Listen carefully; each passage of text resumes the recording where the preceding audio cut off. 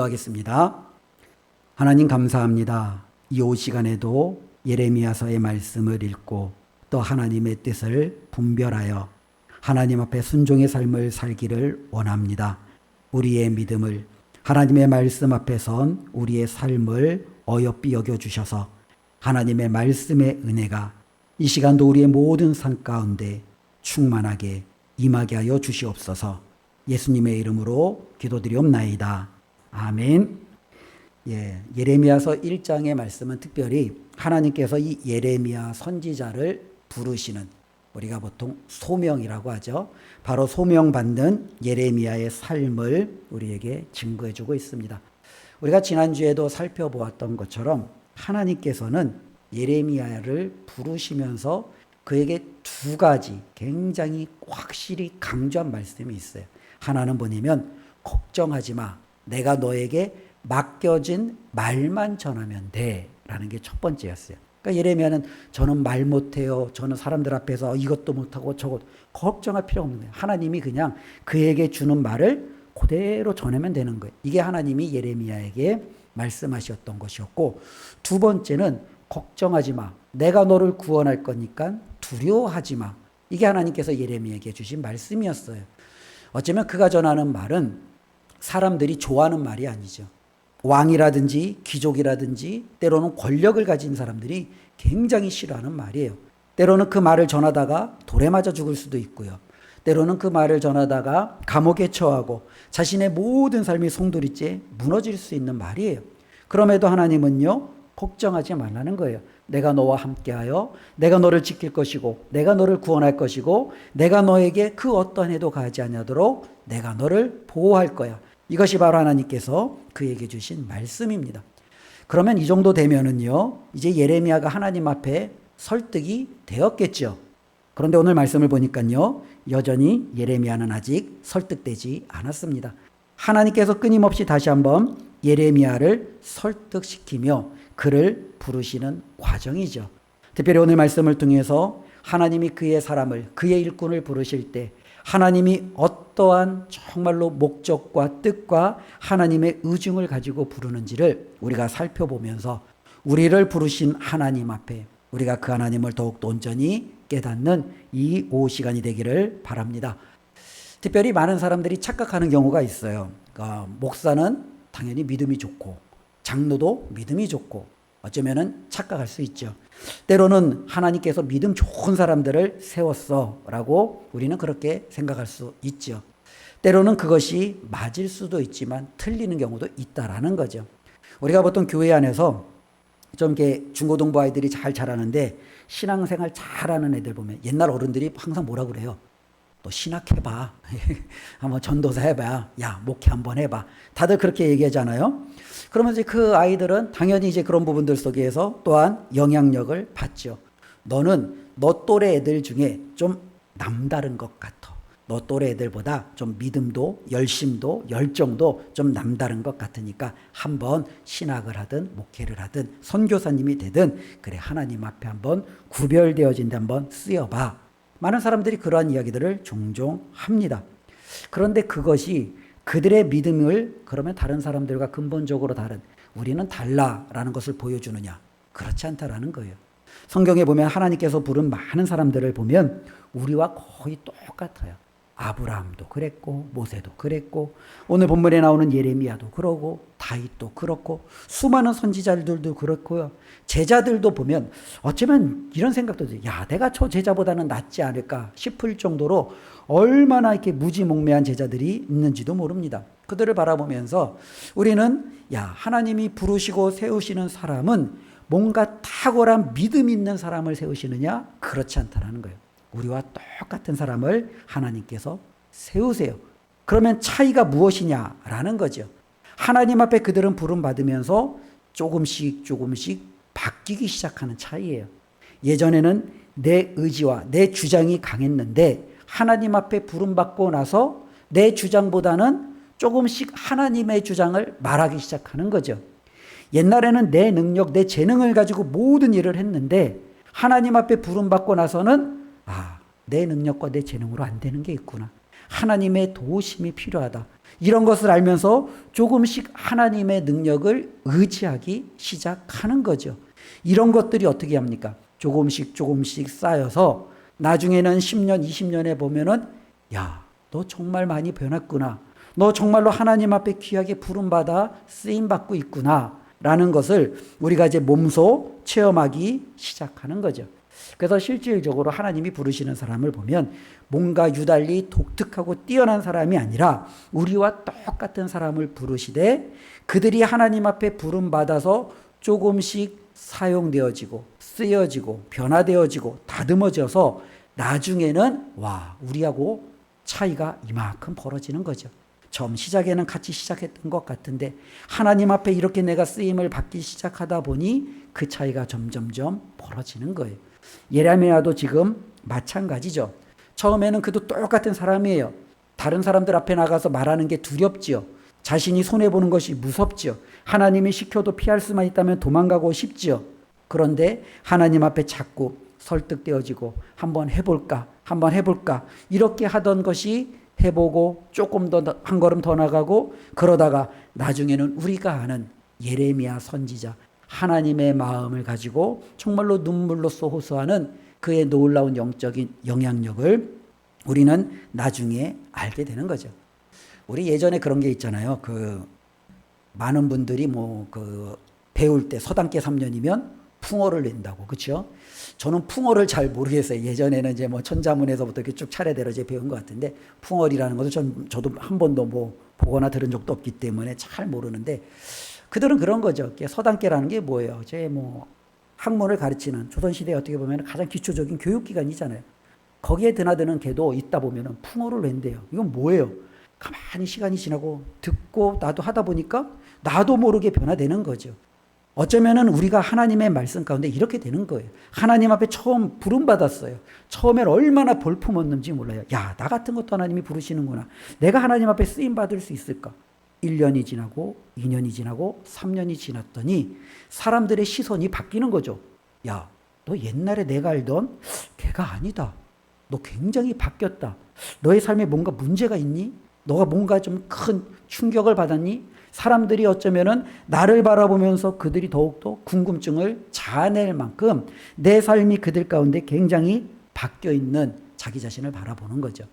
지금 예레미야를 부르시는 하나님이 처음에는 우리와 똑같은 성정, 연약함을 가지고 있는 그 예레미야를 부르고 있어요.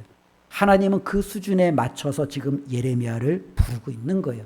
때로는 예레미야에게 회유를 하죠. 내가 너와 함께 할 거야. 걱정 마. 내가 너를 지킬 거야. 구원할 거야. 어느 누구도 너에게 손대지 못하도록 내가 너와 끊임없이 같이 있을 거야. 때로는 하나님이 협박하기도 하겠죠. 너 자꾸 그렇게 말 안 들을래? 내가 넌 정말 한번 손 한번 봐줄까? 너 다시 한번 계속 그러면은 나도 가만히 있지 않을 거야. 때로는 하나님이 협박할 수도 있겠죠. 한 손에는 때로는 하나님이 당근을, 또 다른 손에는 채찍을 가짐으로 그 사람을 부르시는데 하나님께서 여러 가지로 그를 부르시는 과정이 될 수도 있다라는 겁니다. 오늘 말씀은 하나님께서 다시 한번 그 예레미야를 부르실 때 어떻게 하겠다라는 하나님의 놀라운 의중과 뜻을 우리에게 증거해주고 있습니다. 먼저 하나님은 다시 한번 예레미야를 부를 때 그 예레미야에게 재차 확신을 주세요. 우리가 특별하게 어떠한 일들을 행할 때 좀 두려움 중에 하나가 뭐냐면은 그 일을 맡았는데 나 혼자 그 모든 일들을 다 감당해야 될 때예요. 그렇죠? 분명히 나에게 어떤 일을 맡겼어요. 근데 이런 거죠. 교회에서도 마찬가지죠. 교회에서 목사님이나 또 장로님들이 어떤 분에게 어떤 일을 맡겼어요. 근데 이제 맡겨놓고 다들 나 몰라라 하면 이 짐을 맡은 분은 굉장히 부담이 될 거예요. 힘이 들 거예요. 나한테 정말로 맡겨놓고 아무도 도와주지 않으면 그 짐을 홀로 감당해야 되면 그분은요, 처음에는 어떻게든지 그냥 길을 쓰고 하다가 나중에는 본인도 탈진하겠죠. 왜 나만 이런 짐을 져야 돼? 왜 나 혼자 이걸 다 감당해야 돼? 그러면서 그 사람도 어쩌면 여러 가지 시험과 어려움을 처할 수 있다라는 거예요. 그러면 그렇게 되지 않기 위해서는 어떻게 해야 되겠어요?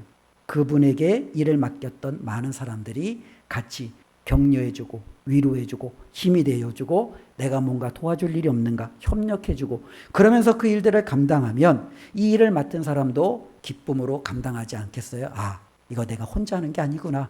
내가 어려우면 저분한테 도움을 구할 수 있구나. 나를 위해서 이렇게 애써주는 사람이 같이 있구나. 이것이 힘이 되면서 같이 할 수 있는 거죠. 지금 예레미야를 하나님께서 부르셨는데 이 하나님이 만일 예레미야에게 선지자 지명을 딱 주시고 그에게 이제는 너가 알아서 해 그래 버리면 이 예레미야는 뭐가 되는 거예요? 기껏 하나님 앞에 응답 앞에 고개를 끄덕였더니 나 혼자 이렇게 버려지는 것처럼 이렇게 선지자처럼 그냥 뚝 떨어져서 있다면 그는 이제 자신의 모든 사명 감당하는 것이 너무 어렵겠죠. 그래서 하나님은요 계속적으로 예레미야에게 말씀하시고 있다라는 거예요. 걱정하지 마. 내가 너와 함께 있어. 내가 너를 지켜보고 있어. 내가 끊임없이 너를 향한 나의 이 시선을 내가 떼놓지 않고 있어. 그러니 걱정 마. 이것이 바로 하나님께서 예레미야에게 다시 한번 계속적으로 주시는 말씀이에요. 그래서 하나님께서 이것을 확신시켜주기 위해서 한 가지 환상을 보여주시죠. 그 환상이 뭐냐면 11절, 12절에 나오는 살구나무까지를 보는 환상입니다. 우리가 보면 이제 언어유희라는 게 있어요. 동일한 단어인 것 같은데 뜻은 전혀 다르죠. 가령 이런 거죠. 야, 너는 정말 빵이야. 이렇게 우리가 할 때 이 빵. 나에게 빵 좀 줘. 할 때 이 빵. 야, 빵! 할 때 이 빵. 다 다르죠? 예, 너는 빵이야. 그럴 때 이건 빵은 뭐예요? 너는 완전 꽝이야. X야. 그렇죠? 굉장히 부정적인 의미잖아요. 야, 나에게 빵 좀 줘. 뭐예요? 먹는 빵이잖아요. 야, 빵! 이건 뭐예요? 또 죽어? 하고 이제 총 쏘는 빵이잖아요. 그죠? 어쩌면 하나의 단어로 다양한 뜻이 나오잖아요. 바로 하나님께서는 지금 이 살구나무라는 이 단어로 다양한 뜻을 우리에게 보여주고 있어요. 그런데 이게 왜 다양한 뜻이냐면은 이게 문제는 히브리어다 보니까 우리가 한글 성경으로 번역하면 이게 잘 안 와닿는 거예요. 근데 빵은 이게 되잖아요. 근데 이제 한번 보세요. 이제 만일 영어로 이 빵을 하게 되면은 다 다른 단어가 쓰일 거 아니에요. 그럼 그 영어로 이제 그 해석을 하는 사람들은 이 언어 유희를 잘 모르겠죠. 근데 우리는 이게 잘 느껴지잖아요. 히브리 사람들도 지금 그런 거예요. 왜냐하면 이 살구나무라는 이와 같은 히브리어 단어가 보통 샤케드라는 단어를 주로 쓴다고 합니다. 때로는 쇼케드라고도 읽기도 하는데요. 근데 이 쇼케드라는 단어가 무엇을 의미하느냐면요, 보다, 지켜보다라는 뜻을 가지고 있대요. 그럼 한번 보십시오. 이 단어가 하나님께서 11절과 12절에 계속적으로 쏘고 있다는 거예요. 봅시다. 11절 여호와의 말씀이 또 내게 임하니라 이르시되 예레미야야 내가 무엇을 뭐예요? 보느냐. 그렇죠? 이 단어예요. 그 다음에 예레미야가 뭐라고 그래요? 내가 대답하되 내가 살구나무, 그렇죠? 쇼케드를 봅니다. 그러니까 하나님이 내가 무엇을 쇼케드 하느냐? 내가 쇼케드를 쇼케드합니다. 이렇게 얘기해요. 그러니까 하나님이 12절에 뭐예요? 여호와께서 내게 이르시되 내가 잘 쇼케드 하는구나. 계속적으로 이 쇼케드라는 단어가 반복되어지는 거예요. 그런데 예레미야는 살구나무를 본다라고 얘기하는데 하나님은 그 단어를 가지고 뭐예요? 네가 보는 것이 살구나무냐? 나는 너를 본다. 내가 너를 지켜본다. 내가 너에게 정말로 잘하는지 나는 나의 이 시선을 정말로 떼지 않을 것이다라는 것을 은연중에 계속적으로 말씀해 주고 있어요. 근데 이것이 어쩌면 언어유희가 여기서 끝나는 게 아니에요. 왜 그러냐면 이 살구나무라는 것 자체가 우리에게는 별로 와닿지 않는데 이스라엘 백성들에게 있어서는 이 살구나무가 굉장히 와닿는 단어예요. 왜냐하면 우리가 잘 아는 대로 언약궤 안에는요 아론의 쌍난 지팡이가 들어가잖아요. 그렇죠? 이 아론의 이 쌍난 지팡이, 이 싹이 무슨 싹이에요? 살구꽃이 열리고 거기서 살구 열매가 맺혀요. 당연히 이 지팡이는 죽은 지팡이에요. 그런데 하나님께서 능력으로 어떻게 해요? 그곳에 살구꽃을 맺게 하시고 살구꽃이 지자 살구 열매가 맺혀지는 거예요. 즉 이스라엘 백성에게 있어서 이 살구는 자기 자신들을 가리키는 거예요. 이스라엘 백성은 거의 살구나무와 같은 거예요. 지팡이처럼 완전히 메마르고 그들에게는 소망이 없고 아무것도 그들에게는 미래가 없는데 하나님의 능력으로 어떻게 지팡이에서 꽃이 필 수가 있어요. 어떻게 그 지팡이에서 열매가 맺힐 수 있어요. 근데 그게 바로 살구나무였고 그것은 바로 이스라엘을 상징하고 있다라는 거죠. 그래서 하나님은요 지금 예레미야 너가 뭘 보고 있느냐? 살구나무 쇼케드하고 있습니다. 그래 나는 너가 정말로 쇼케드하고 있다는 것이 너무나도 좋다. 나도 너를 언제까지나 지켜보고 있다. 이것이 바로 하나님께서 이스라엘 백성에게 주시는, 예레미야를 부르시면서 그에게 주시는 하나님의 말씀이에요. 즉 내가 너를 선지자로 불렀지, 내가 너를 이스라엘의 나의 일꾼으로 세웠지, 내가 너를 끝까지 지켜볼 거야 라는 것이 하나님이 이 예레미야에게 주시는 말씀입니다. 그러니 하나님 앞에 부름받은 사람들은요, 걱정할 필요가 없어요. 왜요? 하나님이 그를 언제나 지켜보고 있다는 것을. 하나님은 언제나 말씀을 통해서 우리에게 확신을 주고 있기 때문에 그렇습니다. 그러면 두 번째, 이제 하나님이 예레미야에게 또 말씀하시는 것이 13절부터 나오는 환상 가운데 또 나오죠. 예레미야에게 하나님이 또 묻습니다. 내가 무엇을 보느냐? 그러니까 예레미야가 뭐예요? 북쪽으로부터 기울어진 끓는 가마를 봅니다 라고 합니다. 북쪽에서부터 남쪽으로 이렇게 가마가 기울어져 있어요. 근데 그 가마 안에는 엄청 끓는 무언가, 이게 물이 됐든 기름이 됐든 그 안에 있겠죠. 근데 이것이 부어지면 남쪽은요, 어떻게 해요? 초토화 되겠죠. 완전히 망하겠죠. 어쩌면 지금 하나님께서 예레미야에게 그 환상을 보여주시는 것은 앞으로 내가 해야 할 일을 예레미야에게 구체적으로 말씀해 주고 있는 거예요. 예레미야의 말씀은 처음부터 끝까지 한결같은 말씀이에요. 즉 이 말씀을 예레미야 이 어마어마하게 긴, 어쩌면 52장까지 있는 이 말씀이 계속적으로 이 말씀의 반복이에요. 반복. 즉 뭐냐면 하나님께서 북쪽으로부터 남쪽으로 기울어진 끓는 가마를 주셨어요. 왜요? 남쪽을 심판하시려고. 그 끓는 가마를 남쪽을 향하여 하나님이 들이붓는 거예요. 그것을 뒤집어 붓는 거예요.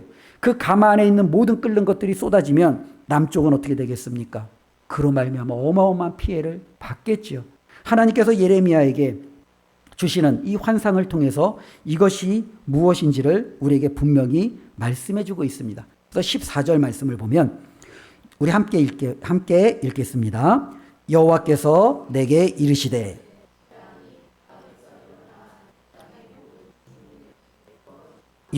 북쪽에 끓는 가마는 바로 이거죠. 즉 재앙이 북쪽으로부터 이 땅 남쪽에 있는 모든 남유다 사람들에게 어떻게 해요? 부어지는 거죠. 이 재앙은, 북쪽으로부터 오는 이 재앙은 나중에 보면 바벨론이다라고 분명히 이 예레미야서를 통해서 말씀하고 있습니다. 그래서 하나님은 남유다의 북쪽에 큰 강대한 제국 바벨론을 일으키십니다. 그리고 그 바벨론은 남쪽을 향하여 진군하여 결국에는 예루살렘과 그 안에 있는 성전과 모든 남유다 이스라엘 백성들을 철저히 진멸을 해버립니다. 이건 바로 뭐예요? 하나님이 약속하고 하나님이 명하신 재앙입니다. 이 엄청난 이와 같은 재앙을 하나님께서 예레미야가 이제는 선지자로 부름을 받고 행해야 될 분명한 메시지임을 다시 한번 우리에게 선언해주고 있죠. 특별히 15절 말씀을 보면은요, 내가 북방 왕국들의 모든 족속들을 부를 것인즉 그들이 와서 예루살렘 성문 어귀에 각기 자리를 정하고 그 사방 모든 성벽과 유다 모든 성벽들을 치리라. 여호와의 말이니라. 더욱더 구체적으로 말하는 거예요. 이 바벨론은요, 처음에는 작게 시작했어요. 근데 이 바벨론이 북쪽에 있는 모든 족속들을 다 복속시켜요. 그래서 거대한 바벨론 제국을 만들어요. 그리고 이제 그 거대한 제국이 예루살렘 성까지 와서 성벽과 성읍과 사람들을 다 진멸한다는 거예요. 이 말은 하나님이 예레미야에게 주신 말씀이고, 예레미야는 바로 선지자로서 그것을 선포해야 될 하나님의 놀라운 메신저임을 성경은 우리에게 기록해주고 있습니다. 그러면은 사람들이 이 예레미야의 말을 들으면 화가 나잖아요. 왜? 좋은 말을 해주는 게 아니라 너희는 망할 거야, 패할 거야, 성문은 무너질 거야, 성전은 정말로 벽돌 하나 남기지 않냐고 완전히 사라질 거야, 너희는 포로가 될 거야. 이런 말씀을 전하는 이 예레미야가 반갑지 않았겠지요. 화가 나겠지요. 또 한편으로는요, 왜 예레미야는 이런 말을 우리에게 전하지? 궁금할 수도 있겠지요. 그 궁금증 이유에 대해서 이제는 16절 하나님이 말씀해 주고 있습니다. 우리 16절 함께 읽습니다. 무리가 나를 버리고 다른 신들에게 분향하며 자기 손으로 만든 것들에 절하였은즉 내가 나의 심판을 그들에게 선고하여 그들의 모든 죄악을 징계하리라. 이건 바로 하나님이 그들의 죄에 대한 징계예요. 그들은 어떤 죄를 지었어요? 하나님을 버렸어요. 하나님 대신 다른 신을 섬겼어요. 하나님 대신 우상을 만들었어요. 하나님에게 절하지 않고 우상에게 절해요. 하나님의 백성으로서 결코 해서는 안 될 이 가증한 것들을 그는 가져다 섬겼어요. 그것에 대한 나의 징계다. 그리고 이 징계를 너는 내가 정말로 선지자로 불렀으니 저들에게 가서 외쳐라 라는 것이 하나님께서 주시는 말씀입니다. 어쩌면은 예레미야는요, 다시 한번 하나님 앞에 선지자로 부름받을 때 계속적으로 하나님의 설득을 받고 있는 거예요. 너가 살구나무를 보듯이, 이스라엘 백성이 살구나무 가지로 표현되었듯이 나는 너를 지켜볼 거야. 그리고 나는 너에게 이와 같은 내용을, 너가 이스라엘 백성들에게 가서 그들의 죄악을 고하고 그 죄악에 대해서 하나님이 이렇게 분노하셨고 심판하실 것이다라는 이 내용을 너가 가서 있는 그대로 전하면 돼. 하나님은 계속적으로 예레미야에게 말씀하고 있죠. 그리고 하나님은요, 다시 한번 그 예레미야를 향하여 분명히 말씀하고 있습니다. 그 말은 무엇입니까? 바로 다시금 우리 하나님께서 선지자로 부른 그 예레미야가 두려워하지 아니하도록, 뒤로 물러서지 아니하도록 그의 마음을 다잡으시는 하나님의 놀라운 역사를 우리는 보게 되는데요. 우리 17절 말씀 한번 읽어보겠습니다. 그러므로 너는 내 허리를 동이고 일어나 내가 내게 명령한 바를 다 그들에게 말하라. 그들 때문에 두려워하지 말라. 내가 그들 앞에서 두려움을 당하지 않게 하리라. 우리 앞에서 계속적으로 하나님이 하셨던 말씀 아니에요? 너가 이 말씀을 그들에게 전하는데 두려워하지 마. 너가 두려움을 당하지 않도록 내가 너를 어떻게 해요? 지켜줄 거야. 라는 것이 하나님 앞에서 계속적으로 그에게 주시는 말씀이에요. 하나님은 이 말씀을 다시 한번 예레미야에게 계속적으로 확증시켜 주는 거예요.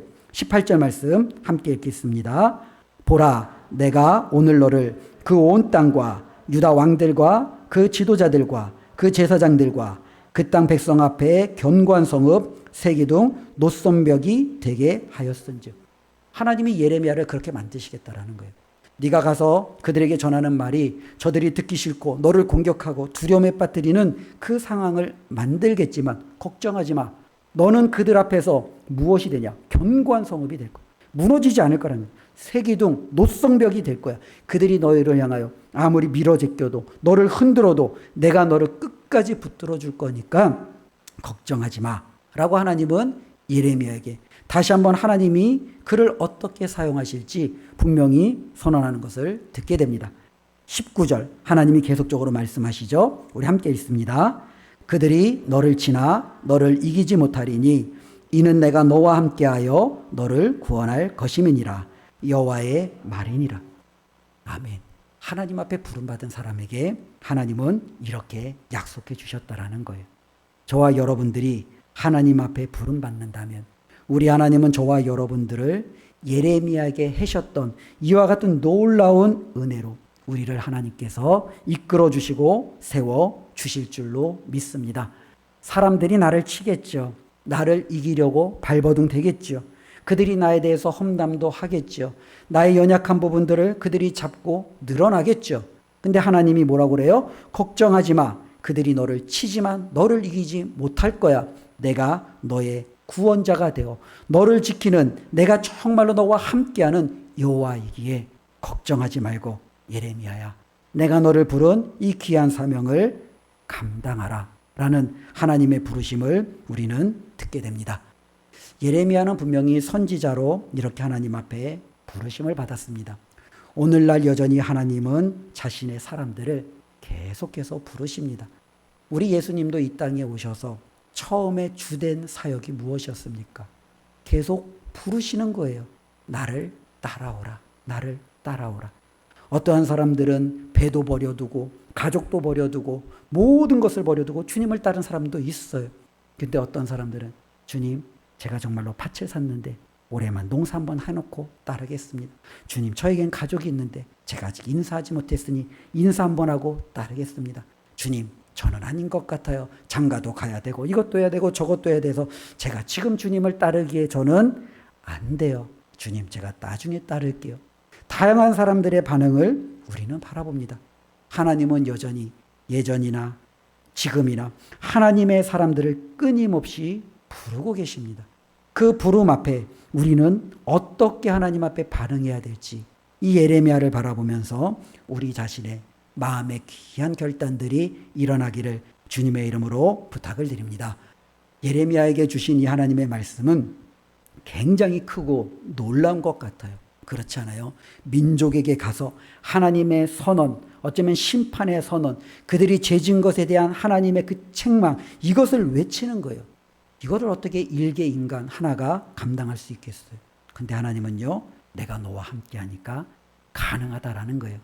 저와 여러분들을 부르시는 하나님께서 오늘날에도 여전히 이와 같이 능력의 하나님이신 줄로 믿습니다. 우리도 하나님 앞에 주님, 저는 참 초라해요. 저는 아무것도 내세울 것이 없어요. 하나님 앞에 아무 자랑할 것이 없어요. 하나님, 제가 아니라 다른 사람을, 하나님 저처럼 연약하고 부족한 자가 아니라 이왕이면 좀 괜찮은 사람을 부르세요. 그렇게 할 때 우리 하나님은 뭐라고 말씀하실까요? 아니야, 내가 너를 택하였은즉 너를 이기는 자가 없을 거야. 너를 쳐도 내가 너를 지켜줄 거야. 내가 너를 통해서 나의 놀라운 역사를 이룰 거야. 그들이 너를 지고 흔든다고 걱정하지 마. 내가 그들 앞에서 너를 견고한 성읍, 세기둥, 노성벽이 되게 만들 테니 아무 염려하지 말고 나의 부름 앞에 순종하렴. 이것이 하나님이 오늘 우리를 부르시는 하나님의 음성인 줄로 믿습니다. 어쩌면 우리의 삶이 긴 것 같지만 되돌아보면 참 짧아요. 그렇지 않아요? 많은 분들이 그러잖아요. 뒤돌아봤더니 눈 깜짝할 새 내가 벌써 여기까지 왔다라는 거예요. 조금만 눈 한 번 더 깜짝하면 우리 바로 하나님 앞에 부름받지 않겠습니까? 그 하나님 앞에 부름받기 전에 이왕 하나님이 우리를 부르신다면 하나님, 제가 여기 있습니다. 하나님 저를 한번 하나님 마음껏 한번 써와 주세요. 제가 하나님 앞에 정말로 귀하게 쓰임 받겠습니다. 이렇게 결단하고 복된 삶이 되었으면 얼마나 좋겠습니까? 하나님 잠시만요 미루다가 하나님 앞에 쓰임받지 못하고 내가 하나님 앞에 서면 그때 내가 땅을 치고 가슴을 치고 후회해도 그때는 너무 늦는다라는 거예요. 우리의 남은 인생이 10년이 됐든 20년이 됐든 아니면 그 이상이 됐든 이것이 긴 인생이 아니라 짧다라는 것을 기억하시고 하나님 앞에 정말로 우리가 모든 것을 드려 귀하고 아름답게 쓰임받는 저와 여러분들의 삶이 되었으면 좋겠습니다. 특별히 하나님께서 예레미야에게 주신 이 사역은요, 어려운 사역이 아니에요. 뭐냐면 가서 전해 끝. 그렇죠? 어려워요? 가서 전해 어려워요? 안 어려워요. 어려운 사역이 아니에요. 하나님께서 저와 여러분들에게 주신 사명도 안 어려워요. 가서 집 팔아가서 모든 사람에게 베풀어. 우리 하나님이 그렇게 저와 여러분들에게 말씀하셨어요? 아니에요. 우리 하나님께서도 제자들을 부르시며 그의 사람들을 부르시며 하나님이 주신 명령은 굉장히 단순했어요. 뭐예요? 가서 전해. 가서 증인이 돼. 하나님의 말씀은 되게 단순해요. 가서 너가 알고 있는 것을 나누고 증거해. 선언해. 이게 다예요. 그러니 저와 여러분들이 하나님 앞에 부름받는다라는 것은 내가 뭔가 거창한 어쩌면 타이틀과 뭔가 직분과 이런 사명을 갖고 내가 뭔가 해야 되는 이게 아니라 예레미야에게 준 것처럼 내가 너에게 맡겨준 그 말 있잖아. 가서 전해. 저와 여러분들에게도 하나님이 주신 그것을 가지고 가정에 가서 전하고 직장에 가서 전하고 내가 만나는 사람에게 가서 전하는 것. 이것이 바로 하나님 앞에 부름받은 자의 삶인 줄로 믿습니다. 저와 여러분들이 이렇게 가서 전하면 하나님이 약속하신 거예요. 내가 너를 지켜볼 거야. 내가 너를 구원할 거야. 내가 너와 함께 할 거야. 그 누구도 너를 흔들지 못하도록 내가 너를 정말로 견고하게 할 거야. 하나님이 이런 놀라운 약속이 함께 할 줄로 믿습니다. 예레미야가 가서 전하기만 하면 됐듯이 이 한 주간 우리도 가서 많은 이들에게 주님의 귀한 사랑을 전하고 하나님의 놀라운 구원을 선언하는 일에 앞장서는 우리 모든 성도님들이 되시기를 주님의 이름으로 축원을 드립니다. 기도하겠습니다. 하나님 감사합니다. 하나님의 말씀을 들었습니다. 하나님께서 우리를 부르신 사명은 너무나도 우리가 감당하기 어려운 거창한 것이 아니었습니다. 그냥 가서 전하면 되는 겁니다. 그리고 하나님은 약속하셨습니다. 그러면 나머지는 내가 알아서 할게. 이것이 바로 하나님이 우리에게 주신 놀라운 약속이었습니다. 하나님, 그 약속 붙들고 오늘 들은 말씀 붙들고 우리가 한 주간 하나님의 이 귀한 사명을 실천하며 살아가기를 원합니다. 가서 전하겠습니다. 가서 말씀을 나누겠습니다. 가서 하나님의 사랑을 증거하겠습니다. 하나님, 우리를 통해서 하나님의 놀라운 뜻을 이루어 주시옵소서. 예수님의 이름으로 기도드리옵나이다. 아멘.